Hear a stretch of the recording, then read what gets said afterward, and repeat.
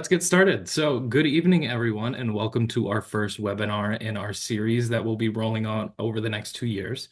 The Expanding Your Markets webinar series is aimed to help producers and community support members to better understand the difference in the different marketing channels that farmers can participate in.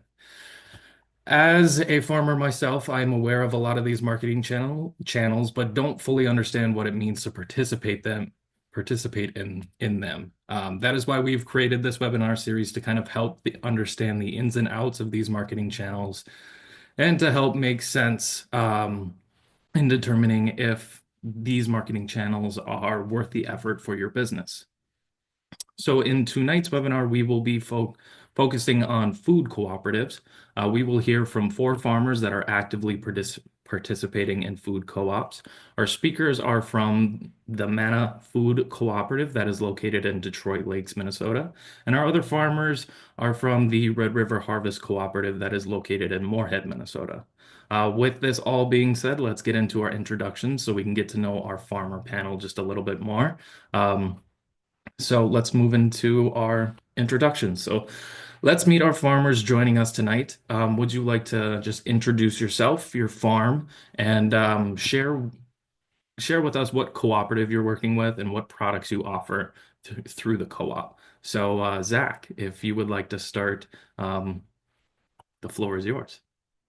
I like how the Red River camera's zooming in on them. That's cool. I'm Zach Page, working as a producer with there it goes. Like zooming back out. Like they got a choreographer or cinematographer there. I'm working with North Circle Seeds. I grow seeds and garlic and sometimes cherry tomatoes to Manna. I grow 10,000 garlic, and we've got we sell in about 14 co-ops in Minnesota. So I have some experience with getting the wholesale catalog out, and then just knowing how much of those sales are part of my big picture sales. It's about a third. So it's a big chunk of our total sales in North Circle Seeds. And we grow certified organic in Minnesota. And I guess the unique thing about us or that distinguishes our seed company is most seed companies are seed packing companies. They just pack the seeds from growers from around the country, even around the world. And we have 100% growers in Minnesota. So our seeds are well adapted here. That is very cool. Thank you for sharing. Ryan, would you like to introduce yourself? Sure. Ryan Pesh. I'm owner-operator of Lida Farm here in Lida Township, east of Pelican Rapids, Minnesota. So we're about 25 minutes away from Manna Food Co-op. Kind of selling at co-ops is a thing for the night. We started here in 2004. I grow diversified mix of vegetables. I was certified for about 5 years. I dropped that during the pandemic, but I still grow with organic methods. Last year we grew on about 3.6 acres. I've been as high as 8 acres, which wasn't ideal. And being a CSA person, I don't know, you kind of grow a wide mix, right? And so what we end up selling to the co-op is not a large percentage of our sales. I want to say it's maybe 5%, maybe 4% of our sales. But for us as a CSA operation, we're often looking for ways to just sort of slot in things that we're long on that, because we go long on select crops, especially things like salad mix does very well at the co-op, farmers market, and we put in the CSA. Kale is another one. There's certain things that the co-op needs kind of consistently. And so I saw some of those Perfect. very, I don't know, high demand things to the co-op. Perfect. Thank you for sharing. Quinn, would you like to introduce yourself a little bit? Yes. Hello, everyone. My name is Quinn Renfant. I am with Betty's Acres, my unofficial farm name for a family farm operating just south of Minot, North Dakota. Began my farming journey in 2019. Just decided to jump into it after the family land kind of got passed down. So I had the access to land, and then at the same time was just kind of going down the rabbit hole of different ways I could become a grower and use less resources. And so that kind of motivated me to take an internship program with farms the following year, where I was educated at Dakota College of Botano on micro farming, specialty crop production, and industrial hemp production. So since then, as I've grown my farm over the past 4 years now, I've specialized in industrial hemp production, hops, tomatoes, and peppers. And then, of course, I do grow a few other things, but I don't necessarily consider myself good at those other things. So I'm proud of my tomatoes. I'm proud of my peppers, and kind of took the season extension approach from the start. So started off with building a greenhouse. It's kind of just my main goal to have the ability to grow year round.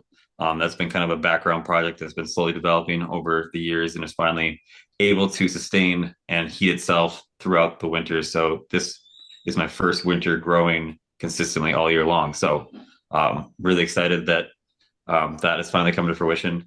And then in terms of selling to the cooperative, this past year, I sold more to the co-op than I ever have. Um, Still not producing a whole lot overall. I'm not participating in any farmers markets or local vendor shows per se. There is one small CSA program that I participate in the Minot area. But other than that, the co-op has been my primary aggregation outlet. And that's just my own preference of how I want to develop my farm to sell to food hubs and kind of wholesale distribution. Perfect. Thank you for sharing. Jen, would you like to introduce yourself? Hi, everybody. I am Jen Skoog. I am the owner and operator of Family Roots Farm, which is about 25 miles south of Fargo, right along the Red River on the North Dakota side. I started Family Roots Farm in 2017 after going through the Farm Beginnings program. Sorry. I have a very diversified farm. I have about 80 acres. 65 of that is what we call like tillable acreage that is planted into alfalfa, which is harvested and sold, and then also feeds the animals on my farm. So, like I said, I have a very diversified farm. I have meat products, so I do lamb, pork, and chicken. I also do eggs. I've got chicken eggs, duck eggs. Usually growing some produce in there. I sell a lot of the produce like at farmers markets and through the co-op. And then also take some of that and make some value added products in preserves. And then in a good year, I'll usually get some honey from our bees. And so I am very close to Red River Harvest Co-op, one of the founding members also.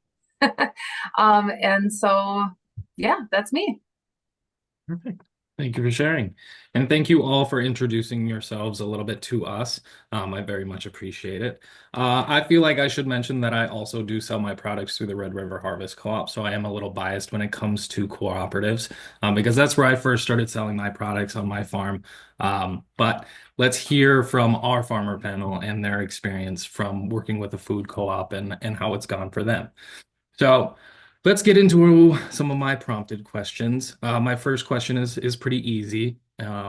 When did you start selling your products through the co-op, and why did you start selling your products?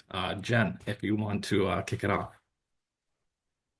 Sure. Like I mentioned, I am one of the founding members of Red River Harvest Co-op. So it was kind of a no-brainer for me. I mean, the concept of the co-op itself is phenomenal, not just for the farmer, but also for our customers. And so it was also for me another avenue to be able to sell to my customers, some of my regular customers and some of my new ones year round. As I mentioned, I participate in some of the farmers markets in the area, which are only for 3-4 months out of the year. And on my farm, I have products that I can actually offer to customers year round. So being able to have an outlet for that was huge. And so when the opportunity presented itself, I definitely jumped on board for that. And yeah.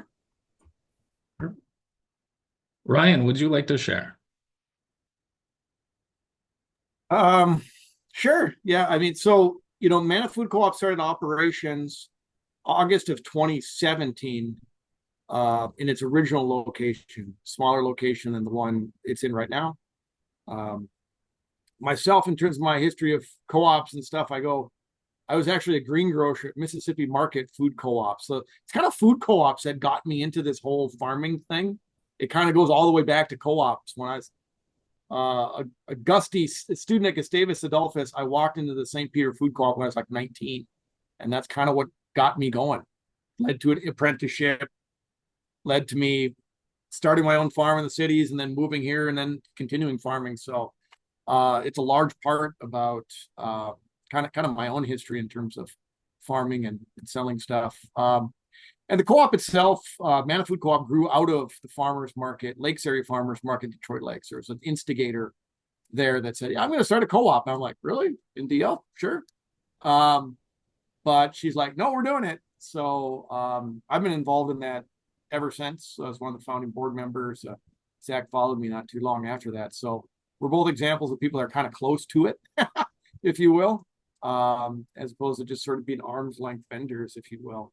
And so, yeah, when we were first starting, it was much easier for me, and the co-op was smaller to just sort of fill in, if you will, because I was on the board and I was like, we need to have a wide variety of product here, and it was kind of easy for me to do. So that's how I kind of got into selling at the co-op.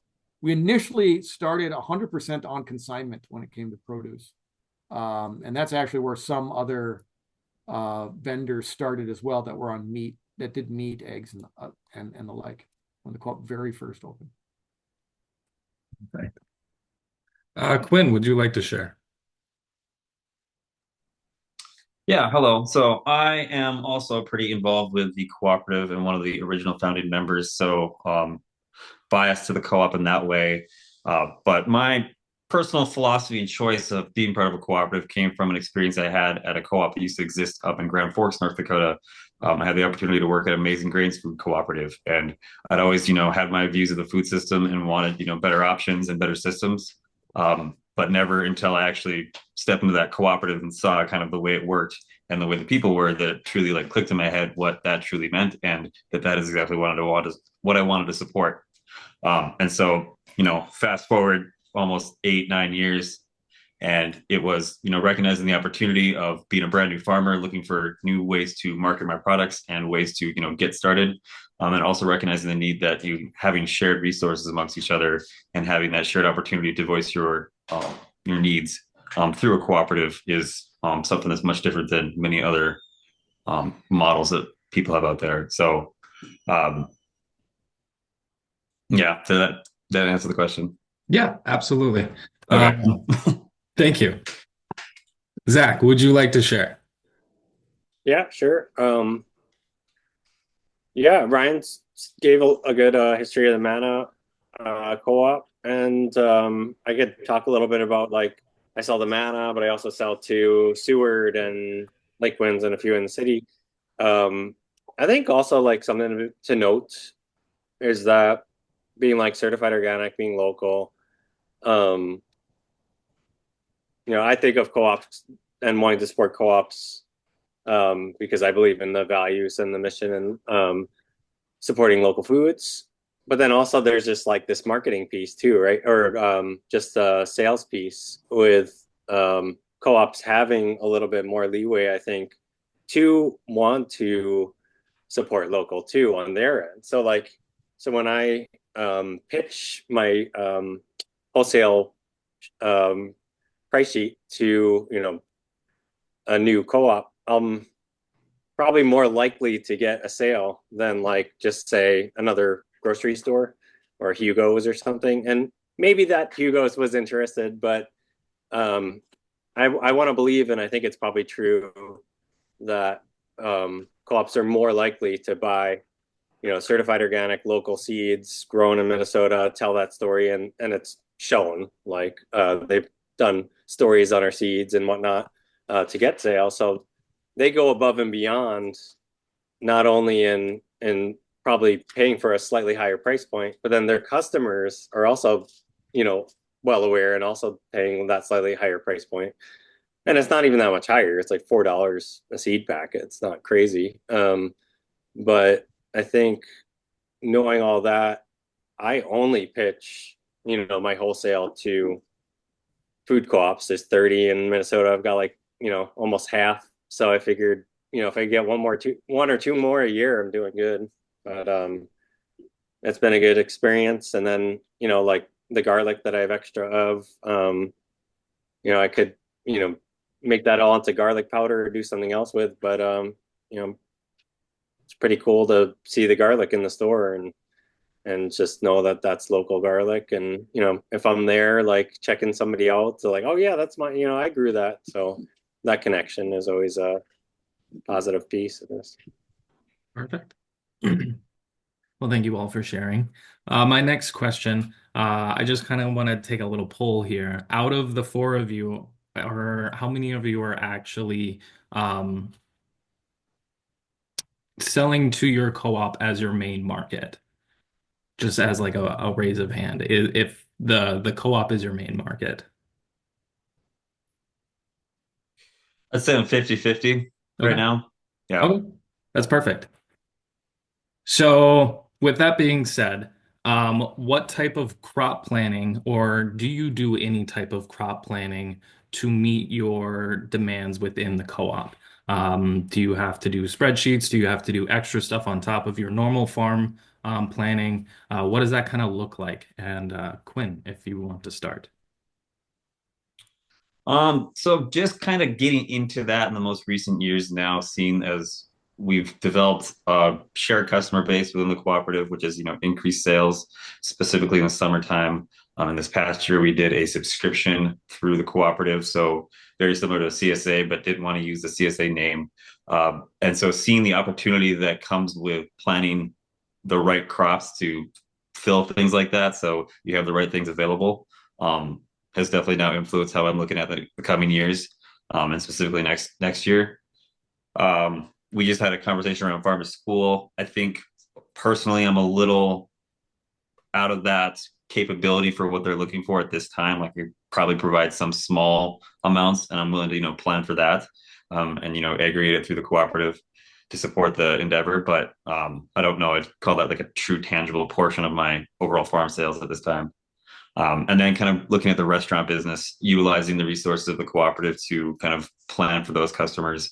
For example, hot sauce companies that are looking to grow specific varieties of peppers or source specific plants, kind of saying, okay, I'll plan for this year to have that ready next year, and getting those agreements in place ahead of time.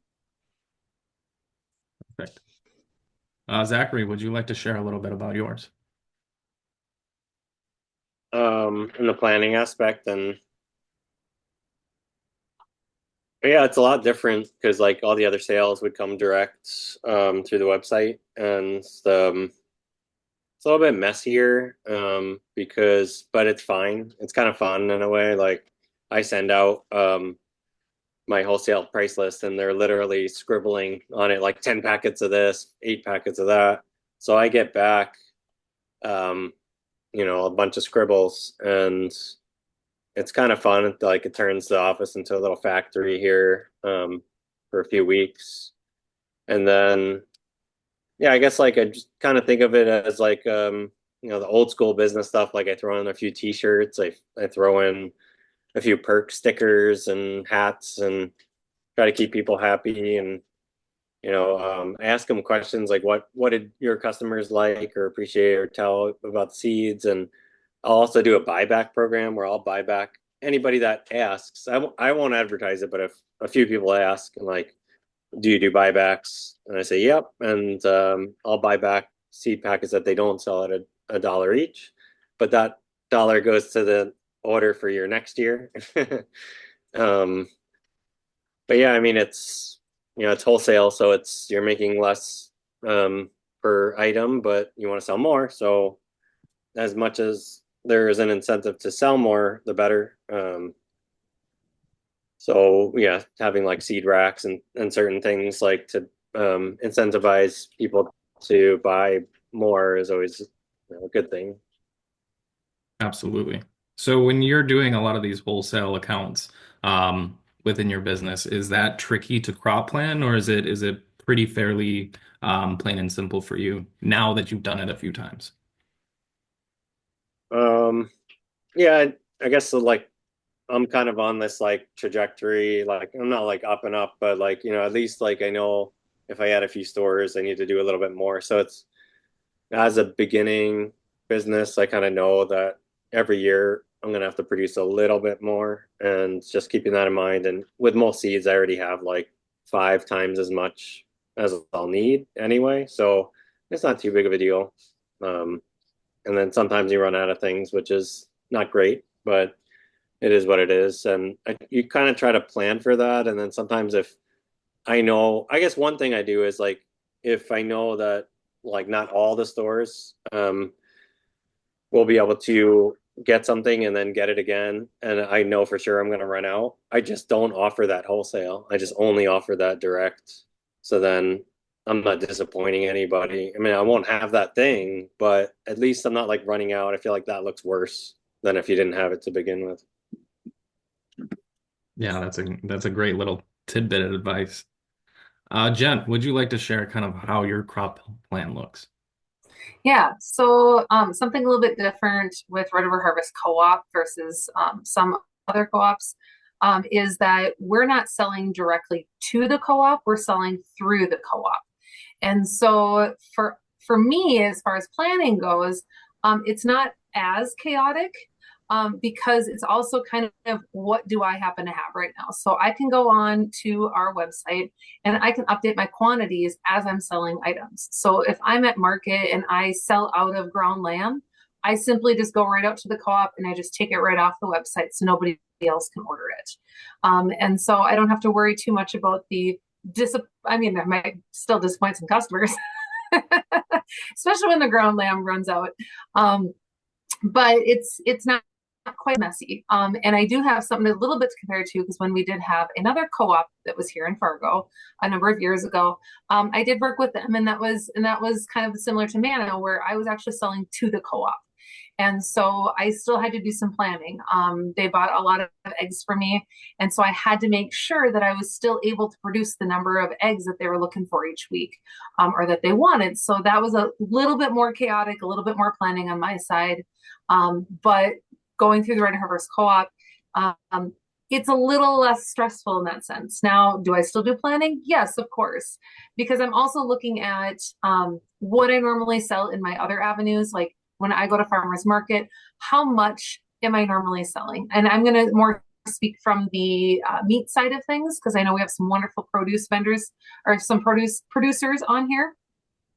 But from the meat side of things, I have to think well in advance because it's not that, oh, I guess I better start a few more seedlings this spring. It's, oh, I have an entire animal that I have to get raised and processed and packaged, and so my planning comes well in advance.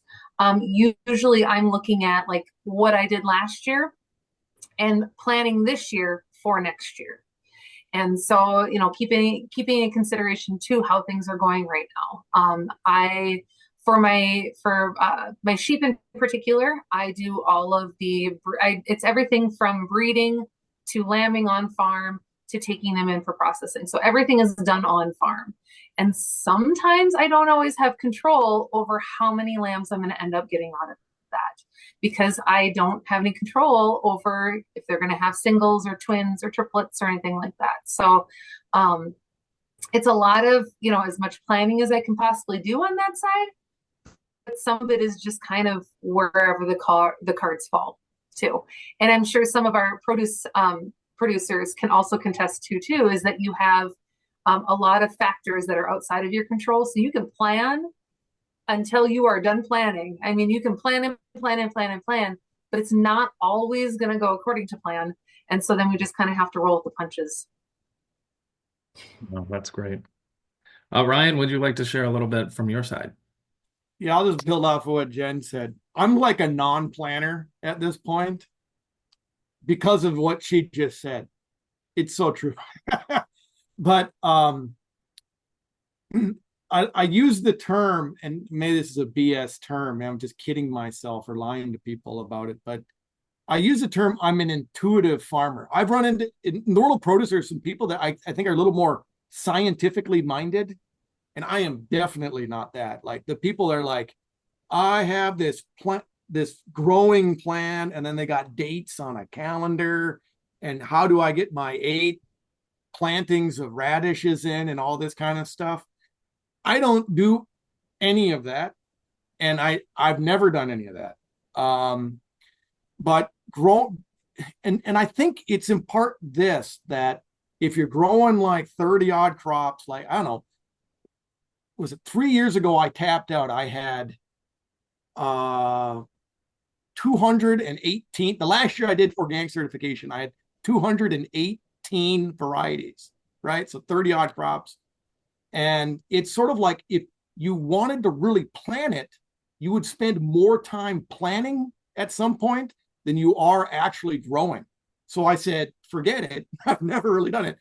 So what it looks like is this: you end up, I know the 60% of our sales are CSA, right? So what we end up doing, I end up doing is that's the only plant number planning that happens in the spring. It's like, hey, there's I don't know, I'm doing 70 boxes, so I need to have at least 100 of these things that are good.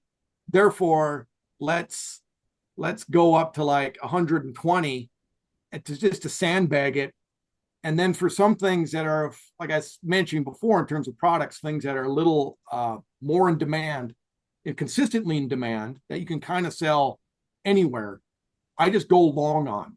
And so after 20 years, or I think this was season 21, if you count my apprenticeship, it's 24 seasons. I was on a thing the other day and I'm like, I can't call myself a beginning farmer anymore. I'm like this salty old ornery veteran or something. But I'm like, you just sort of tweak it each year. And so what it ends up looking like is I end up underperforming in something one year, and then I will overperform in that the next year.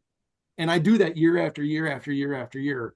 And so it always is just fine. Like a year ago, eggplant was a disaster. Like I screwed it up. I planted it late. I didn't deal with it right. So I'm like, oh, I'm going to make eggplant happen this year. And I did. I was really long on eggplant because I'm overcompensating a little bit from the year before. And if you do that year after year after year, you would just end up getting good at like, oh, I need a half a bed of this stuff, or I need a full bed of this stuff.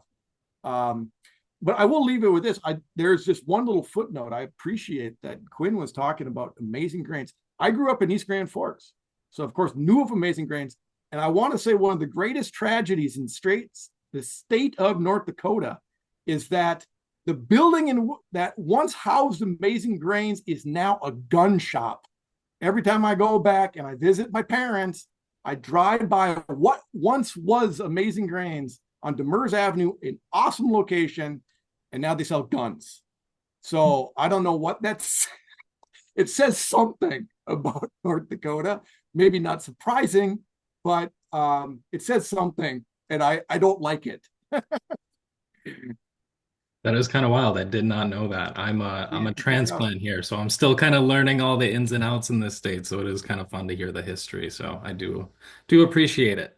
So moving on to the next question, from your perspective, what is something that you like about participating in this marketing channel, and what is something that raises a little bit of worry about this marketing channel?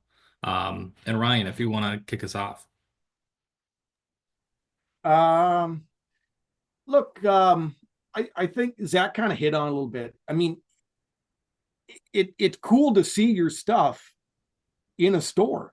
I think there's something that's kind of neat about that. And so that's maybe a little different from Red River Harvest Co-op. I mean, man, it's a storefront, right? People walk in, it's a grocery store, and you're like, yeah, those are my carrots. You know, it's got a little logo there and stuff. So it kind of positions, it's a very visible way of making it's a way of making local foods very visible in a community, which I super appreciate.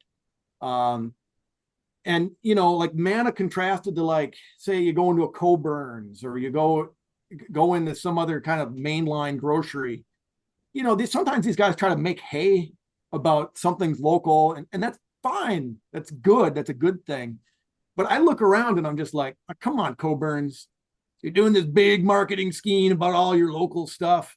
I go, if this is like 0.5% of the stuff in this store is local, I would be amazed, right? It's like a tomato over there. So it's cool to be part of Mana where you go, and it's like when we're in season, hey, the majority of that stuff is local. The stuff that can be local is local, right? And I think that's what really helps us stand apart from Joe grocery store. And I think doing that over time, that affects people's minds, right? Just Joe consumer in DL is like, oh yeah, these people are always yapping about this local food thing. Oh, this thing's actually happening. This is for real. I can walk in this store and there it is. So that's the thing I most like about. I don't know. I'm not worried. There's nothing that worries me about it.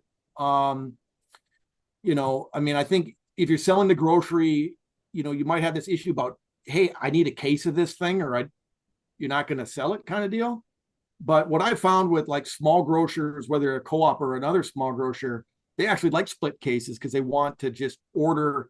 They want to get through everything. And so, oftentimes I'm not selling full cases to Mana. Again, I'm filling in. I'll bring in 8 kale one day, and then I'll bring 4 kale the next day because I'm going there anyways, kind of thing. It looks more like that, and which helps for the demand from the co-op side, and it works in my life. Perfect. Jen, would you kind of like to share your perspective? Yeah, so there's lots of wonderful things that I love about the Red River Harvest Co-op. I don't know where to begin. One of the things I alluded to already is it is a nice opportunity to be able to have my existing customers and new customers be able to get produce, meats, everything year round. That is kind of the big one, is just year round, because we all know that we live in the frozen tundra, and we don't always get good stuff all the time. So to be able to have an outlet where, especially when you only have farmers markets for so many months out of the year, to have a local outlet to be able to allow people to get things year round is really nice and handy. I also love how even though I have a lot of regular customers that I have gotten organically myself, being able to have the co-op where I can bring some of my existing customers, introduce them to other producers in the area that maybe don't have things that, or maybe have things that I don't have. And then vice versa is that, so you have this nice, good collective group of like-minded people, not just the producers, but the customers themselves. And it almost becomes like a little club. Is you have all these people that come in, and it's not exclusive, but it's like, everybody's got that similar interest. I've had the opportunity of meeting some of the customers, like during pickup days, when I'm able to be there, being able to put faces to names. They can see who I am. I get to see who they are. A really good way for customers to also get to know the producers too, which is always really handy because, when you're selling things in a grocery store, you don't always get that opportunity. This way people go, oh yeah, that's Jen. She's down by Christine, and get to know people a little bit better. So when, I don't know how many times I've been out and about, and I'll just like come across and be like, hey, I know you ordered from the co-op, or things like that. So that's kind of cool. Are we doing cons then too at the same time, or just sticking on pros right now? Yeah, okay. If you want to touch on that. Yeah, so the pros of the co-op definitely outweigh the cons for sure. The cons aspect of it for me is, with a lot of other markets, is the uncertainty aspect of it. Is, I could be like, yeah, I'm going to grow all this stuff, I'm going to raise all this stuff, I'm going to have all of this available, and then people aren't interested in it, and so hence why I also look at, having multiple different outlets too, is not putting all of my eggs in one basket per se, but also having different avenues in different ways, because my eggs, for example, I have certain, especially in the spring, I have an overabundance of them. And sometimes there's not always the customers there to purchase them, even though I have the product. The vice versa happens too. is sometimes we, kind of like Ryan was saying too, is like one year you might, not do so great on a thing. And so you're going to overcompensate the next year. And, so like the opposite happens too, is that sometimes there is so much of a demand and it's like, I can't produce enough. Because it's not something that I can just go ahead and make happen all of a sudden.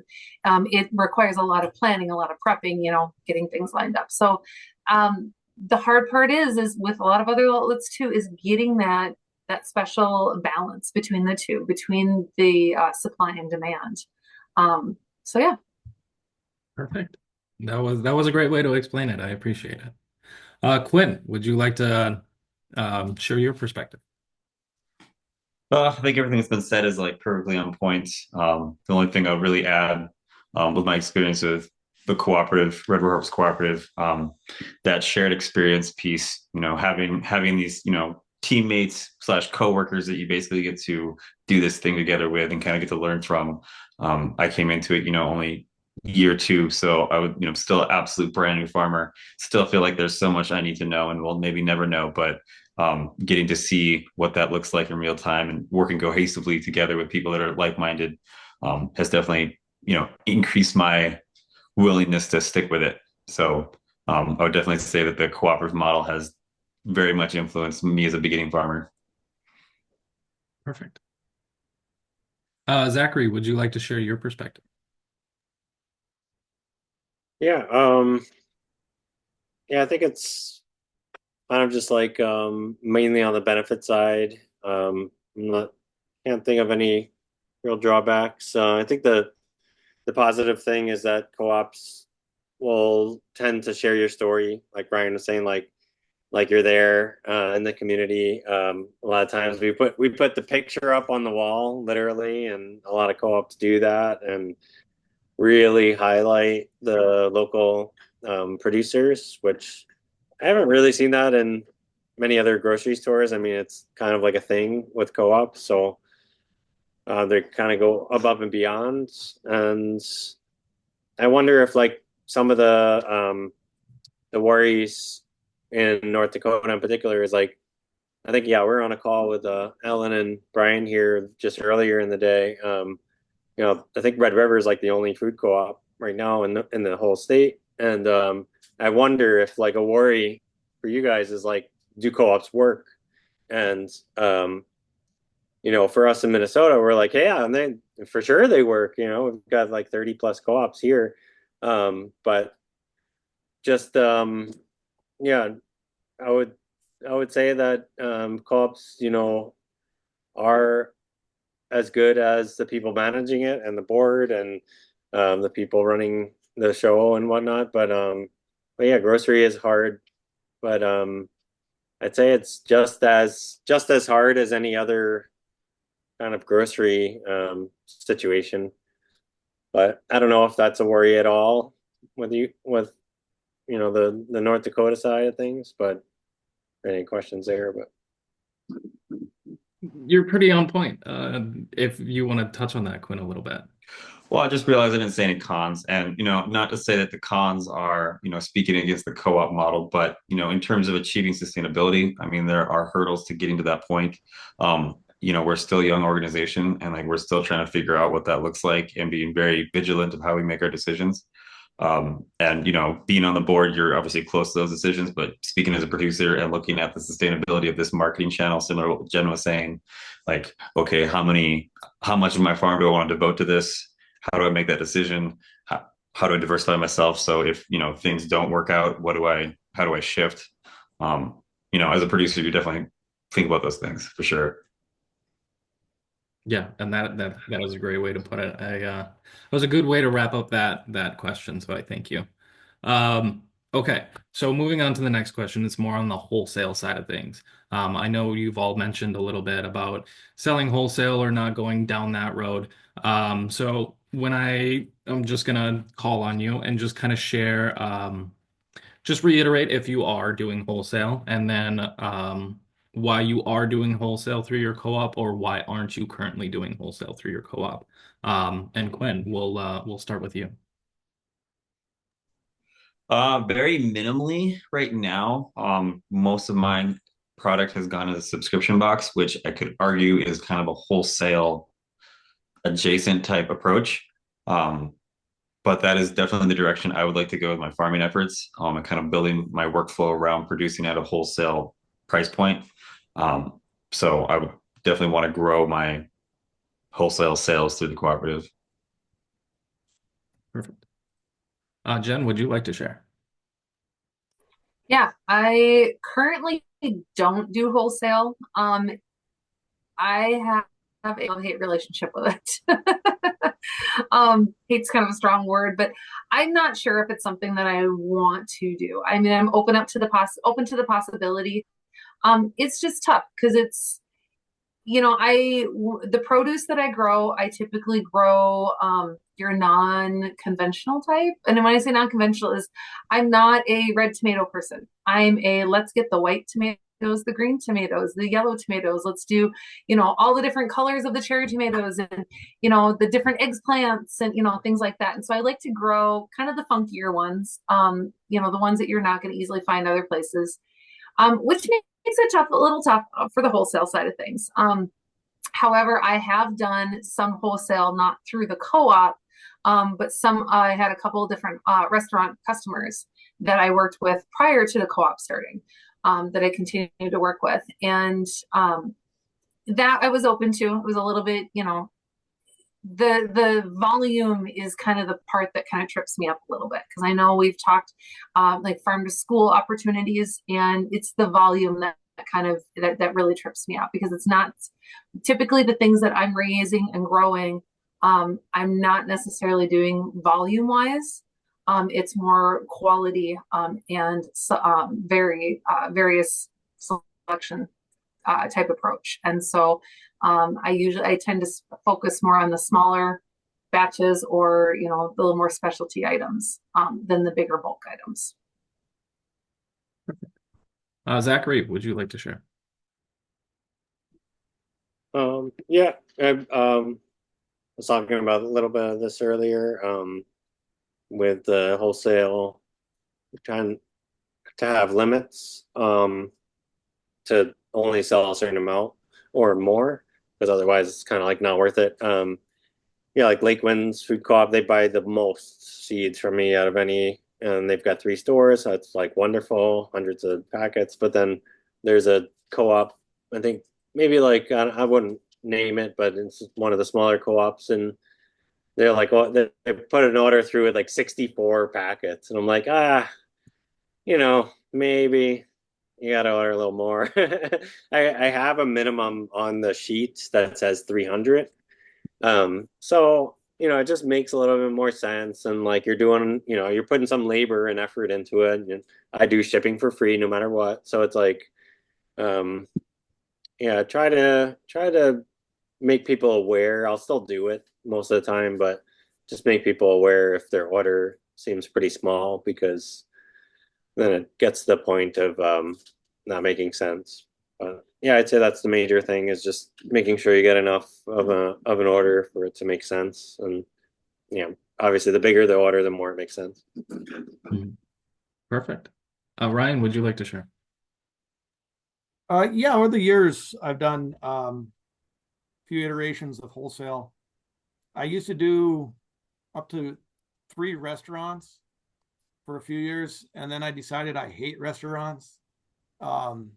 And it's kind of like what Zach's saying. It's just like you have an entire restaurant and you just need 4 pounds of tomatoes. What's going on? It just, I don't know. It's just like how chefs, and then it's like they're real particular. I'm like, forget you guys.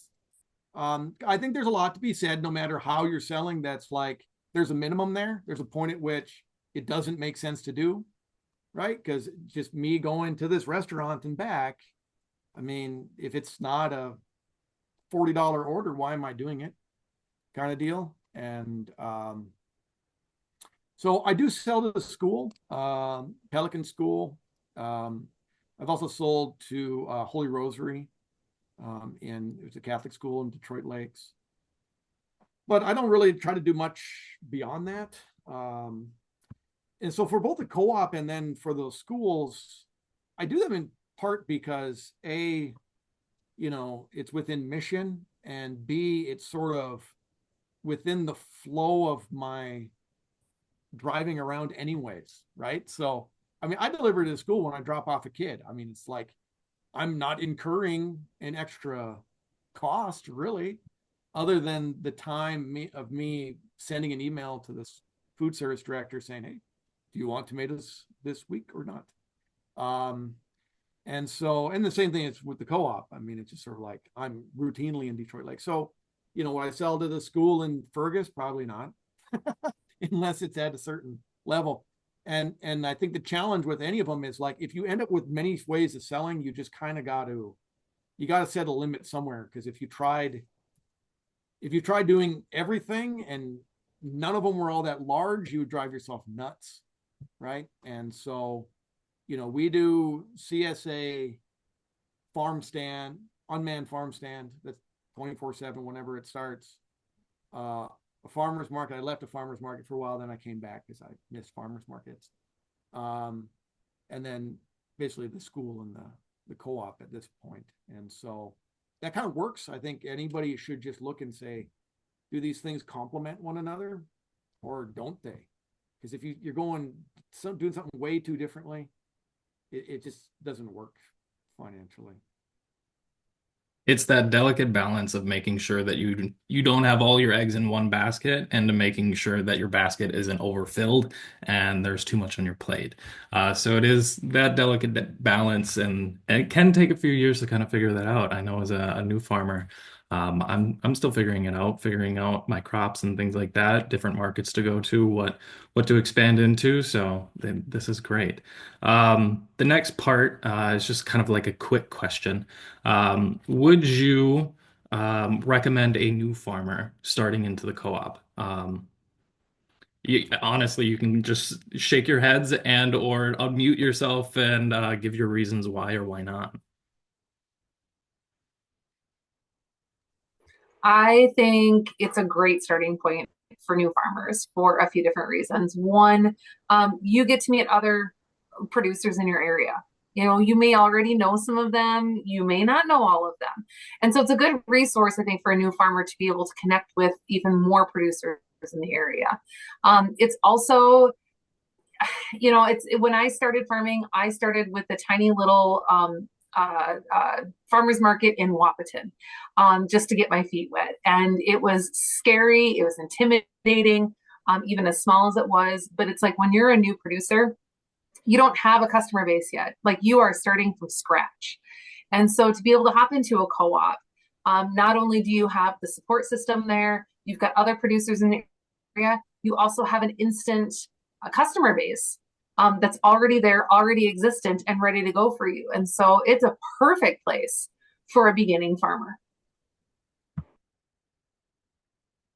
Would anybody like to add to that? I disagree with Jen. I think it's I knew you were going to I say do something, think a Ken. farmer's market is a better place to start. And it's not Jen made some good points, but at least in my point of view, I think some of it is just sort of getting your product good. I mean, at the end of the day, a farmer's market is a better trying ground in my mind, just simply because nobody's reliant on it, and you'll find out pretty quickly if you're trying to sell schlock or not.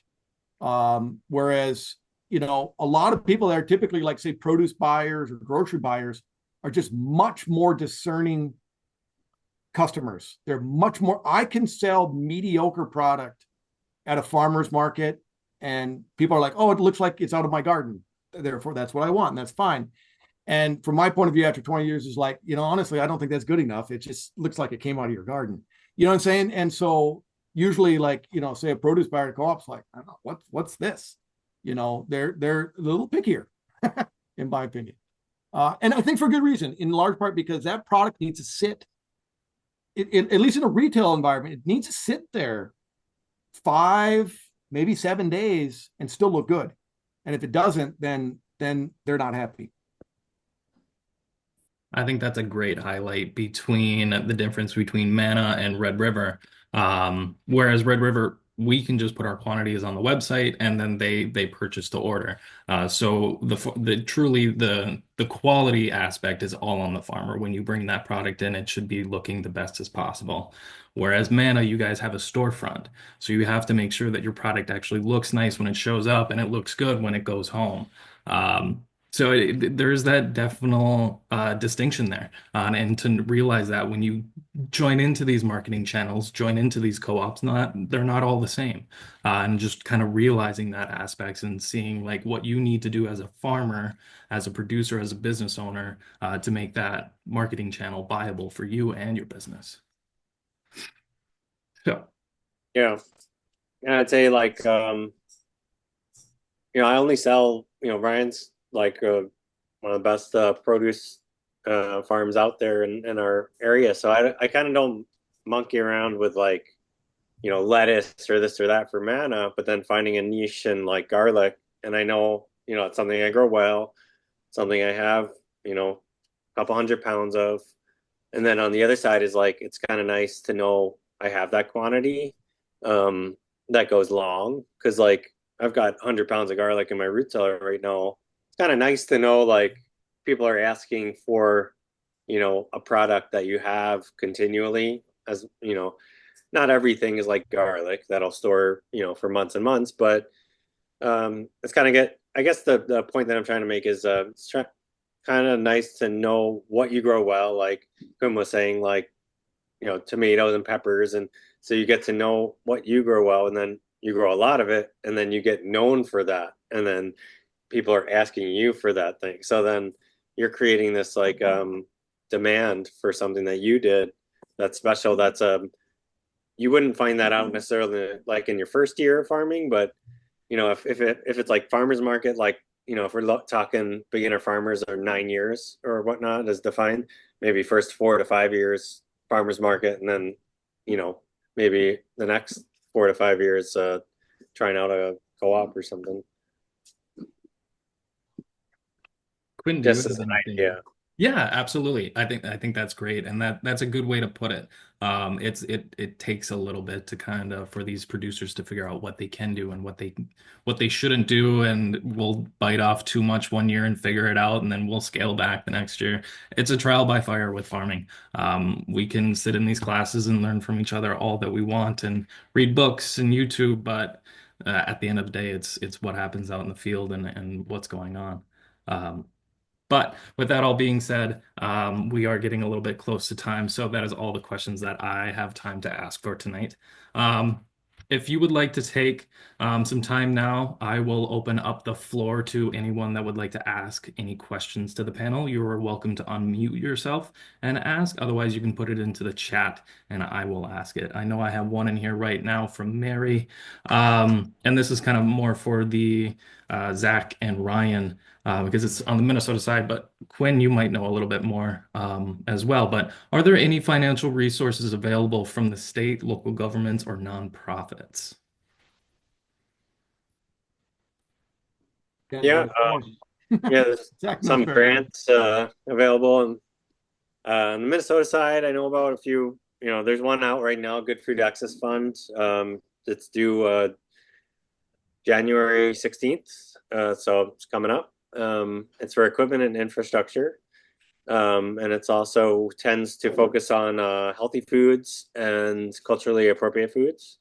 So that's a really great one if you're on the Minnesota side. There's about almost $1 million. I think the limit for that grant is 75,000 and no match required.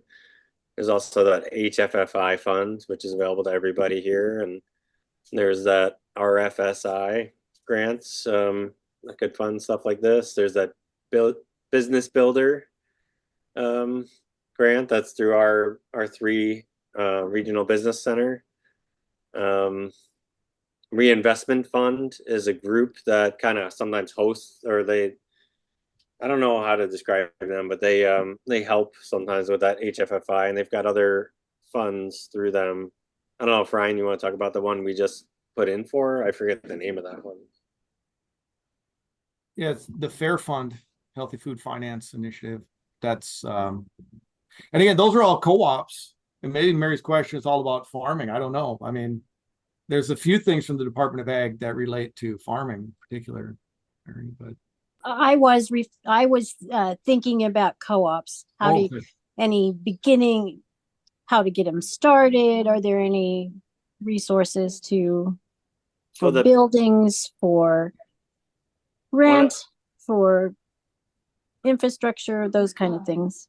yeah, rent infrastructure, the infrastructure good food access fund. You're in Minnesota?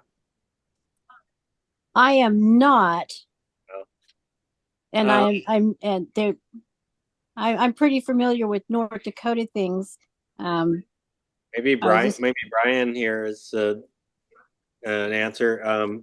One thing I'd recommend is the food co-op initiative for up and coming food co-ops.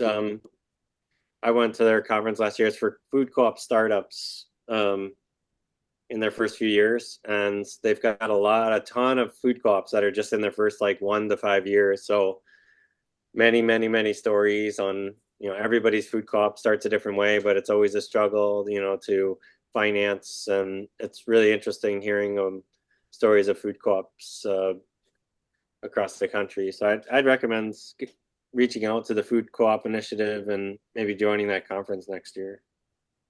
The other one that I know exists is Minnesota Department of Ag does have a cooperative development grant. It specifically exists for ag co-ops. Mary, have you done anything with through APUC or the AD program through the Department of Ag?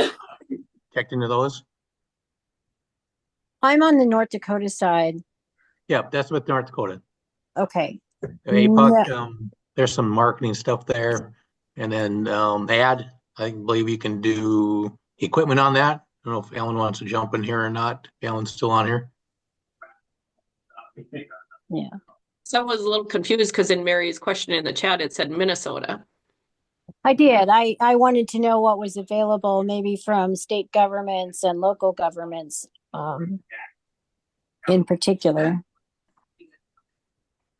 I have no familiarity with Minnesota, but we'd have to shoot that to Zach and Ryan.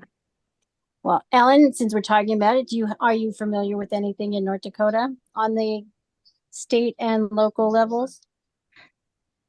I mean, I think they've mentioned most of them, the business builder grant coming up, the HFFI fair. I mean, some of those, would be the same on both sides of the border. But in terms of being the North Dakota Association of Rural Electric Cooperatives does have the Cooperative Development Center function for North Dakota. And so if there's something you're, looking at, Brian and I would be glad to visit with you in the coming days or weeks. Thank you. I thank you everyone for that interactive section. I really do appreciate when we can kind of share all these resources and kind of bat those ideas around. So I very much appreciate it. I do want to say thank you to all of our farmers that joined us on our panel tonight. I very much appreciate you taking time out of your busy schedules to help us learn more about cooperatives. So I thank you very much again for joining us tonight.